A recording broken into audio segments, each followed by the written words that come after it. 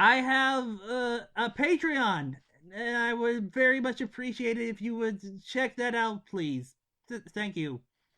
So, a few years back, RelaxAlax did a What If Smash Only Had 30 Characters video, predicting that with the Smash games getting bigger and bigger, some of the characters would have to be cut to fit everything in. 2 years later, Ultimate was announced.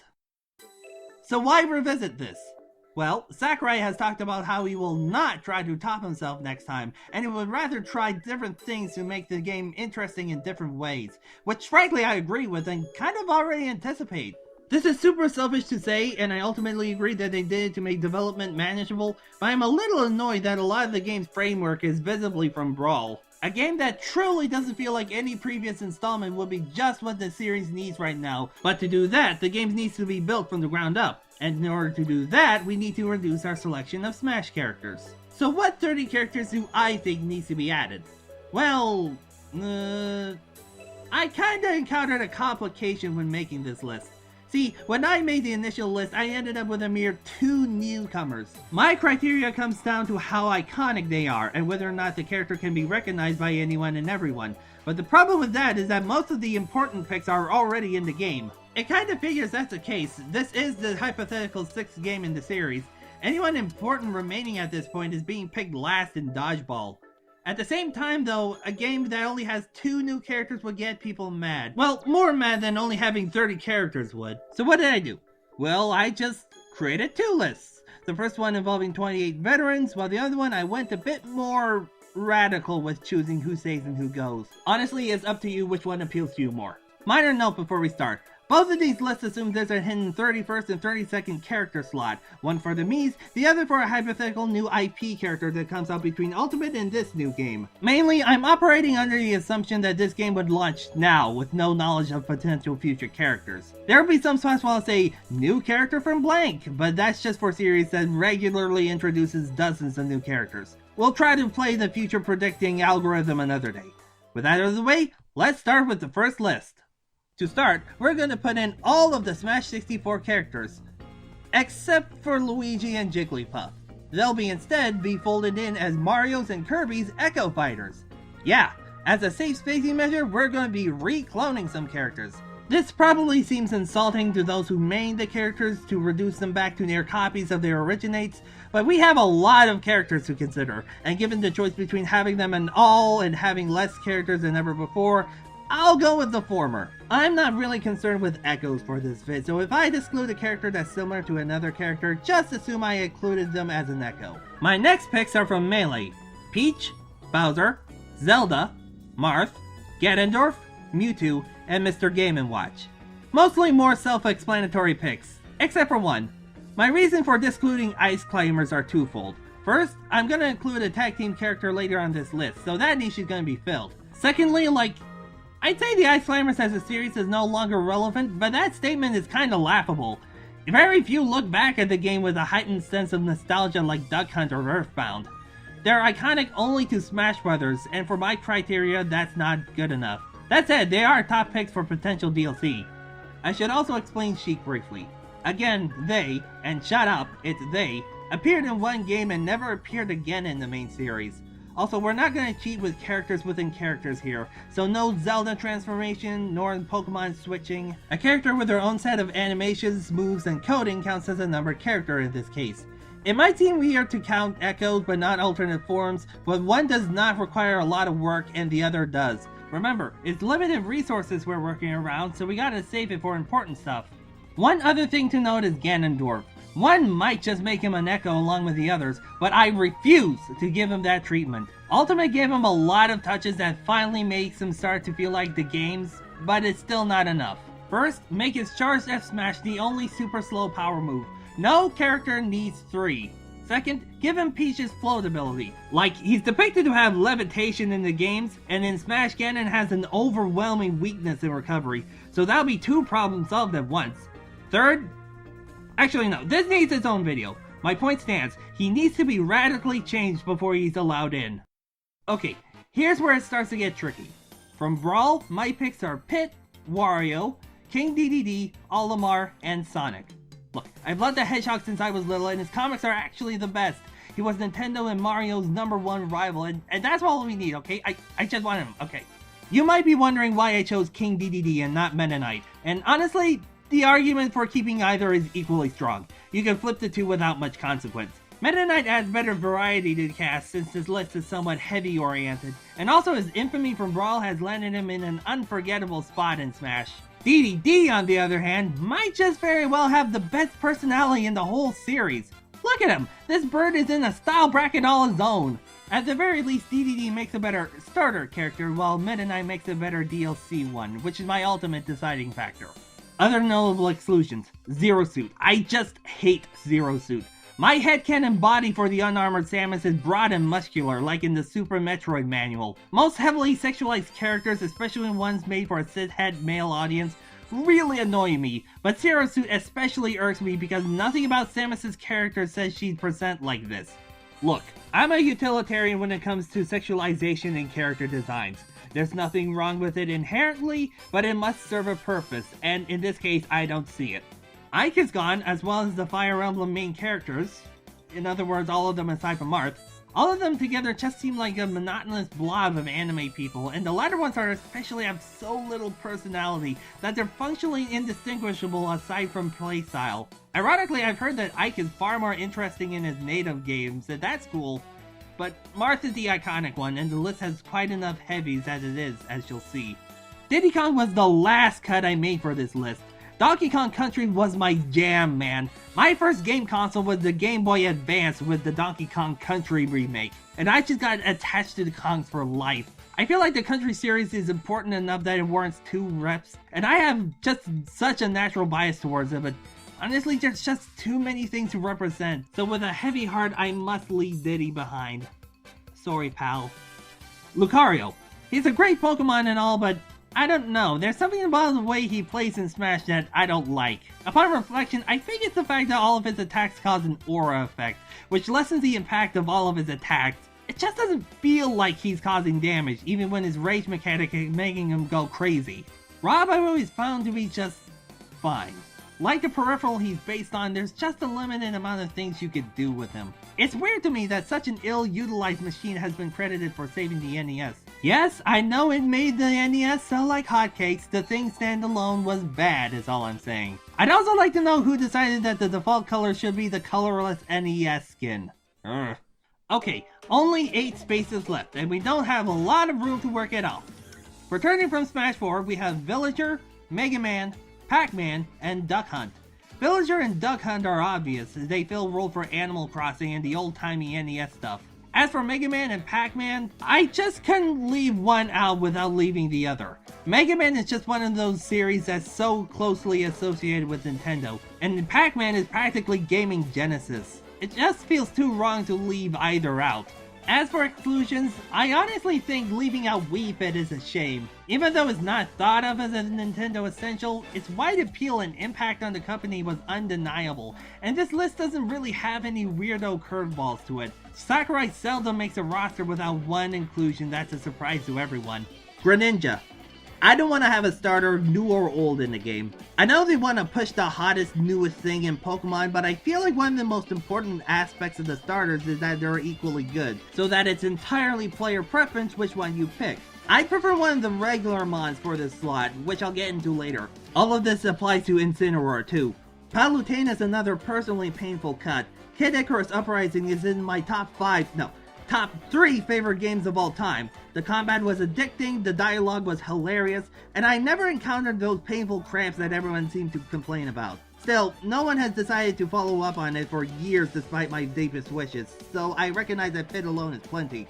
Cloud is the last cut of note, as everything else beyond this point are either tertiary characters or leading characters from third-party series that, while great in their own rights, do not meet the required iconicness to compare to everyone else. You could argue that Cloud deserves to be here as much as Sonic, Mega Man, or Pac-Man, and that argument very much well exists. But Final Fantasy, especially 7 onwards, has almost no association with Nintendo. They infamously abandoned them during the 64-bit era, and even now their relationship seems cold, as Cloud got a really basic stage and a whopping 2 songs from the games. It's honestly a close call, but if Square won't let Cloud get the loves he deserves, then why try to work with it? Finally, we're going to Ultimate, and I only have 2 picks from this game. Inkling, self-explanatory, and Ridley, because I fought so long to get him in this game, and I'm not gonna give him up now! And now there's just the last 2, our newcomers. Now, if you were paying attention, there were 2 characters who represented major series that I forgot to mention. The first is Shulk from Xenoblade. I haven't played the first Xenoblade, only X. I don't know how good of a character Shulk is in his native game, but oh boy, does his dialogue in Smash not give me a good impression.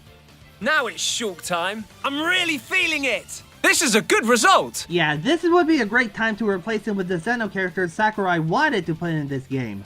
Enter Rex and Pyra. So, I don't know about these characters either, but right from the start there's a lot more going on with them. Most obviously, there's 2 of them. And unlike the Ices, in which balancing them is a nightmare since they both act, Pyra, at least to my understanding of Xeno 2, contributes to the fight passively, giving Rex a constant boost in power. This means that the opponents still have an incentive to knock Pyra out first to make Rex easier, but it no longer completely hampers the character if that happens.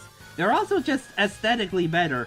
They still have that whatever you would call the pattern design Shulk has, now with an additionally contrasting water and fire, blue and red. Even without knowing much about their native games, it's easy to see how they play, which makes them obvious picks. And of course, the other series still wanting is Punch-Out. Now, why not Mac? Isn't he the face of Punch-Out? How would you represent Punch-Out without him? Well, I would argue that Mac, as he currently stands, only represents half of Punch-Out, and it's the one without much personality. No, I would instead argue for one of Mac's bosses.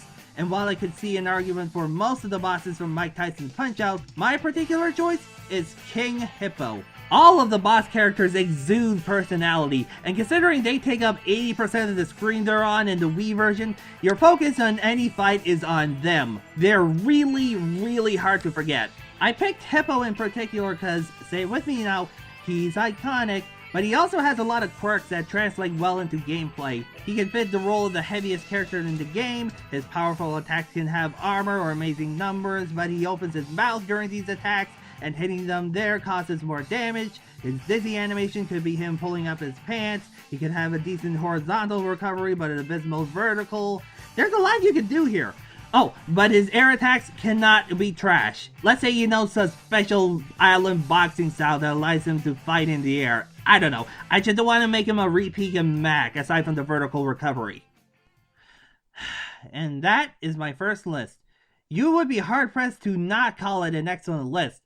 If you're lame, like, it's fine considering the limitations I put on myself. Of course, the roster only works if each character is so overhauled that playing them feels completely different from previous games. If the system itself doesn't feel different from, say, Ultimate, then this just wouldn't do. So, let's move on to the alternative list, and let's get radical. So, let's start by stripping down the first list. We're gonna get rid of Marth, Ganondorf, Mewtwo, DDD, Mega Man, Pac-Man, Duck Hunt, and Ridley. Now, with them cut, we have 10 spaces of new characters to play with. So, let's make it count.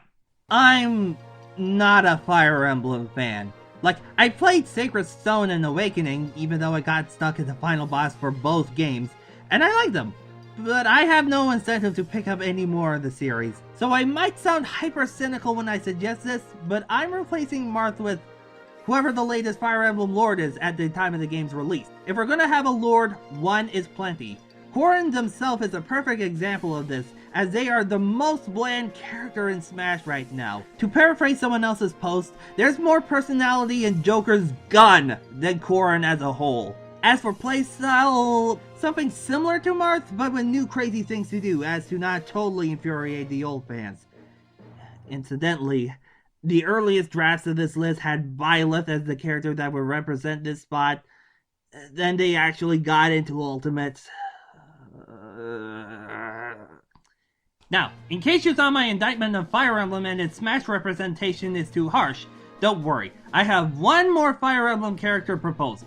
While trying to think of reps, I tried to recall what Fire Emblem has aesthetically that no other game series has, which unfortunately is not that much. I remember seeing the first 3 Houses trailer dropping and I didn't recognize a single thing. Anything that was specifically Fire Emblem and not just any old fantasy war game, until I saw them. Pegasus Riders. They are the most unique class in the game to me. Plus having a Smash character that rides on a horse?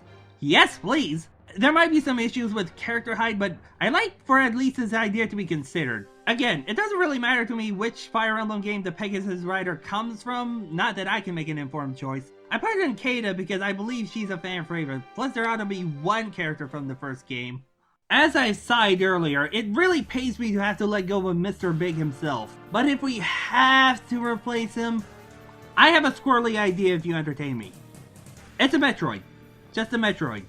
Like, okay, so Piranha Plant worked despite all reason last time, and now I'm convinced we can make a character out of anything. With Metroids being the titular species of their games and the lore in the games revolving around them, it makes sense to at least give them a try. I think they would attack by temporarily shifting parts of their body into their later stages, and the Queen would be the final smash. Next, I'll leave a nice blank spot for a new Pokemon, from whatever the newest game is at that point. Again, I'm not choosing a starter. I would instead choose either a legendary or, preferably, one of the regular Pokemon that's well designed enough to get some promotion before the game's launch. Preferably a quadruped. My top choice would have been Suicune, but, well, someone similar has my attention. Now, the one I would ultimately choose was either Sassian, wait, how's it pronounced? Sashiin? Alright, or Corviknight. Preferably the latter. Lycanroc also gets an honorable mention. You might think it weird that Ganondorf's been left out. Isn't he the cornerstone on which the Zelda series relies on? Why yes. Yes he is. And that's why it's not going to be Ganondorf that's in this game, but the creature he eventually becomes. Ganon. Specifically Oracle of Seasons/Ages Ganon. That one looks the best in my opinion. We've waited too long for Ganondorf to finally stop resembling an evil doppelganger of Falcon. And though the latest one finally made meaningful changes away from that mold, perhaps what we really need is a blank canvas. Next is our sole veteran from Ultimate DLC. It's Banjo-Kazooie. Look, I'm hooked like a drug on them. Everything about them in this game is just perfect. They feel like they always belonged. I haven't even played the games they're from, and I still get overwhelmed with nostalgia from everything they packed into it. I just can't make myself not put them in the game. I just want to hang out with these guys, you know?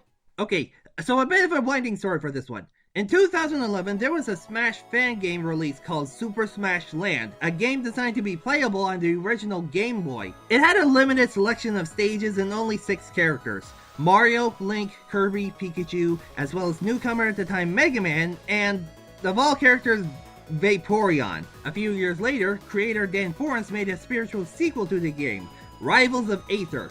Since he wanted this game to be sold and not under risk of being sued, the new characters for the game had traits and moves pulled from the Smash characters, but mixed and matched so as not to directly resemble any of them. Well, except for one that didn't have an analog in the official Smash games.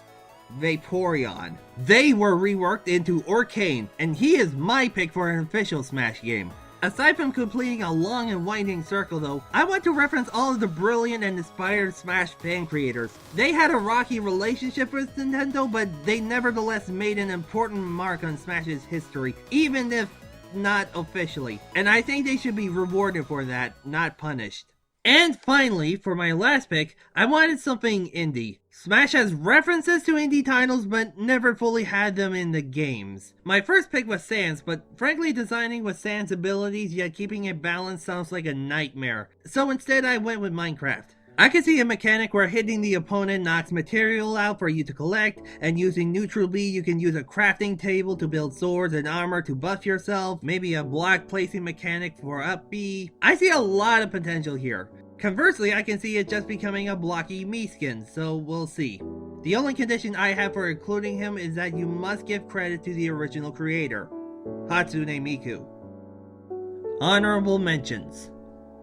Skull Kid. He was on the list until I realized I left out Ness and Falcon. Whoops. That said, Majora's Mask has a cult following that almost eclipsed the rest of the series, and the Majora Mask itself is an incredible symbol. GLaDOS. Again, was on the list until I stopped being dumb. Was barely cut because she would make better sense in Ultimate than a hypothetical smaller game, since Ultimate's scope seems to be that of all of gaming. And yet, Sakurai wouldn't find a way to make her work. I don't think anything is truly off limits just because they have an aberrant shape. Brawl Hellscream. I was toying around with a WoW character in Smash for a while, and he would seem like a good replacement for the straight-up warrior like Ike, and a character from a traditional-ish fantasy world hasn't been done yet. But then the Blitzchung incident happened. Now the idea of a Blizzard character being in Smash makes me want to rip my skin off my body. Doom Guy. I was so sure he was going to be DLC fighter number 5. Maybe he's secretly in the second fighter pass? I don't know. But yeah, it's something that would make too much sense when you think about it. An FPS character? A character that's notable for how violent it is? Kind of brilliant, actually. Maybe his default gun is one that shoots energy blasts to get around ESRB stuff. That could work. Sans. Look, I just want him to be put in for real. That's all I want. You've seen the reaction to the Mii skin, how it almost overshadowed Terry. You fools are missing out on a huge opportunity. Like, I could see him putting in Frisk instead, or some other major indie product, but Undertale changed the face of gaming. Look in your heart, you know it's true. Suicune. If Orcane wasn't on the list, then I would say this would be almost no question. You actually have to wonder why no one has thought of this sooner. They're just an immaculately designed creature, exactly how legendary Pokemon should be modeled after. No, not having the hands is not a problem. They've got those ribbon tendril thingies. Arley. I didn't take much stock in the leaks that she was number 5, but it did get my brain juices flowing about what a good choice she is. Perfect rep for puzzle games at large.